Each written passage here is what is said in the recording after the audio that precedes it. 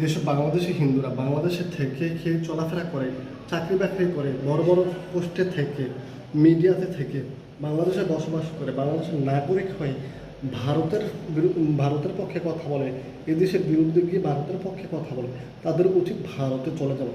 আমাদের দেশের সরকার, জনগণ, ইসলামিক জনগণ বা ধর্মীয় নাগরিকগণ কোনো দরকার নেই ভারতের বাংলাদেশি হিন্দুদের ধর্মীয় প্রতিষ্ঠান, ঘরবাড়ি বা তাদেরকে আঘাত করার দরকার নেই। তারা যেহেতু ভারতকে এতটাই বেশি পছন্দ করে, তাদের উচিত ভারতে চলে যাওয়া। আমাদের দরকার না তাদেরকে এত আঘাত করার কোনো দরকার নাই। সুতরাং তাদের উচিত, তারাও যেহেতু হিন্দু, ভারতও চাইতেছে যে বাংলাদেশি হিন্দুদেরকে নিয়ে যেতে।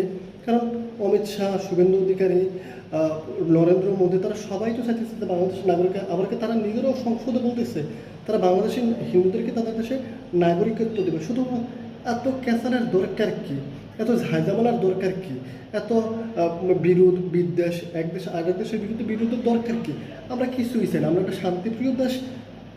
বাংলাদেশি হিন্দুরা যদি ভারতকে এতটাই বেশি ভালোবাসে, তাদেরকে ওই দেশে চলে যাওয়া উচিত। কারণ তারাও তো হিন্দু।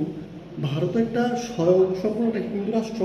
তো এই দেশের মানুষও হিন্দু, তো এই দেশে থাকার কোনো দরকার নাই। মারামারি, কাটাকাটি, নাঙ্গা ভাঙ্গা কিছু করার দরকার নেই।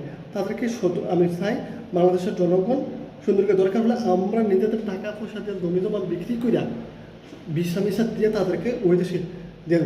সুতরাং ভারতের সরকারকে বলবো, ভারতের নাগরিকদের আপনারা আপনাদের স্বজাতি ভাই বোনদেরকে নিয়ে যান।